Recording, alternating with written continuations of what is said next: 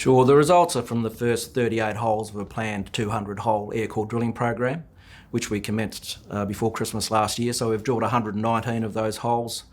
We plan to get back on the ground later this month with the air core rig and to finish that program. The program is designed it's about defining drill targets for deeper RC drilling and diamond core drilling in the next few months.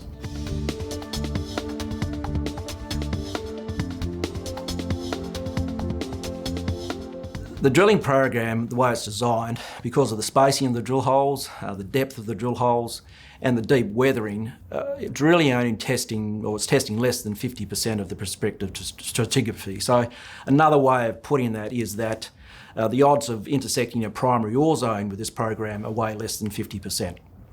So the fact we're actually getting ore grades in the first program may be talking to the thickness of an ore zone or a mineralised zone, and then to the size of a potential deposit.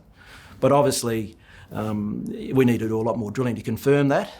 But to get these sort of results in our first program, it probably has exceeded our expectations. So we're obviously very happy about that.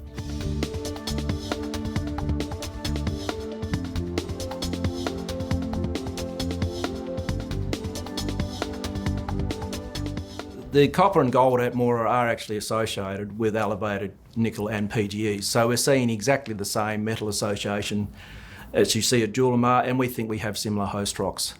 At Julimar, I haven't studied the intersections in detail, but from what I've seen, there is quite a wide variation in the type of intersection. So they get PGE dominant intersections, they get more copper in some holes, they get more gold in some holes, they get more nickel in some holes. So potentially what we're looking at is a variation of the same theme. Saying that, I'm not going to get bogged down worrying about geological models. I'll find the ore body first, and if it looks like another Julimar, so be it. But listen, I think there are strong analogies between what we have at Moora and what is happening down at Julimar.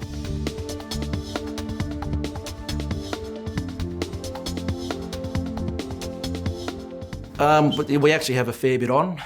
So we have assays pending for 81 holes drilled before Christmas. The labs are swamped at the moment, but we should see those results hopefully by the end of January, early February. We've just started an RC drilling program, drilling underneath the best air core results that we've got to date. And remember, we've only got 38 holes from 200 planned. So that RC program should go for the rest of the month. We'll probably see results from that late February, early March. As I mentioned before, the air core drilling will recommence later this month, so we'll see results from that probably in March. And the other thing that's happening at the moment is that we have a regional auger sampling program ongoing, and we expect that to generate new drill targets as well. So there's a lot happening, and there should be a fair bit of news flow going forward.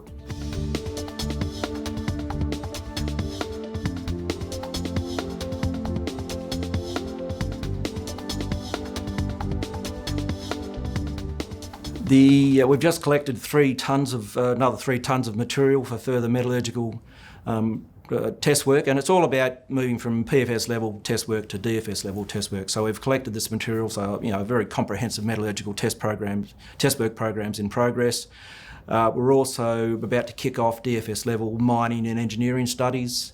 So that'll be ongoing. Other things that are ongoing are things like advancing permitting at the project, hydrological studies. Later in the year, we'll be doing a complete or a full pilot plant test run so we can actually produce spodumene concentrate samples for potential offtake partners and other strategic partners down the track. So the bottom line is we're looking to have the DFS wrapped up by the 4th quarter of this year.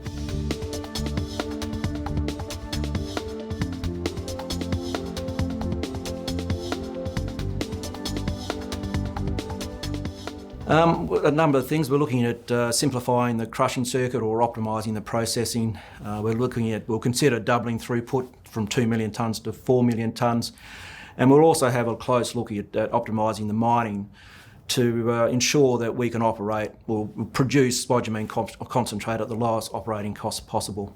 The DFS will also look very closely at our carbon emissions and also minimising water consumption and power consumption, so we meet our ESG obligations going forward, which are becoming increasingly important in this space.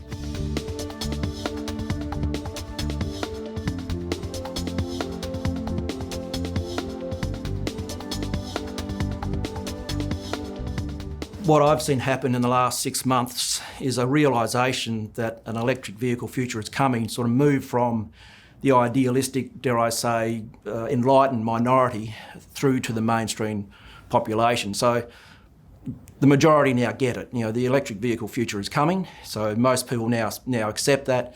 And because of that, I think what we're seeing is companies with quality lithium projects will see that reflected in their share price.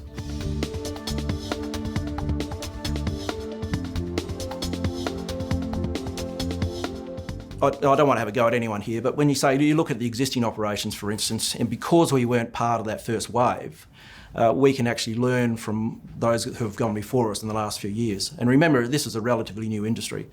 So we can take the learnings from the existing operators or operations and apply that to Kathleen Valley, particularly around things like processing, where there's been some real issues with the guys operating until recently, when they seem to have got on top of it now. The other thing about our timing at Kathleen Valley is that we can align our production to meet the increase in lithium demand going forward. So if need be, we can bring it forward. If we need be, we can push it back. So we have huge advantages from that point of view. When you compare us with potentially new operations, we're one of the few major or large lithium deposits in a mining-friendly jurisdiction. COVID-safe jurisdiction, if we want to talk about that. We're located right next to transport, power and camp infrastructure. So whatever we produce, it's fairly straightforward getting it to a market. We don't have 2,000 kilometres of Africa to try to navigate. The other positives are the grade is good, the ground conditions are fantastic, and the mineralisation is simple, it's homogeneous, and it's hosted in thick continuous pegmatites. So it does have a lot going for it.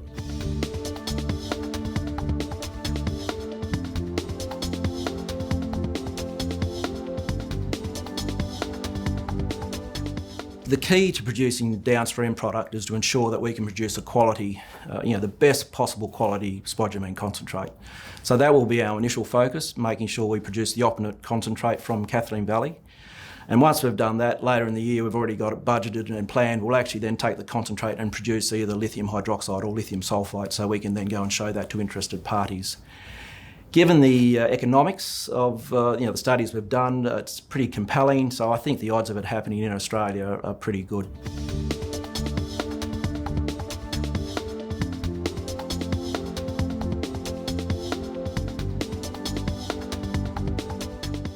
Obviously there's going to be we'll look to provide regular updates on the definitive feasibility study at Kathleen Valley.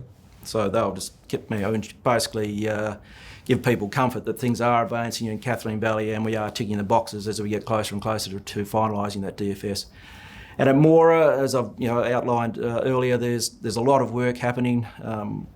We're looking at advancing that, and hopefully we'll have more good results to come to be able to report to the market. So it's a pretty simple story, really. The main focus is Kathleen Valley, making sure that works, and advancing Mora, and it's an early stage project, and turning that into something more than just an early stage project is the plan.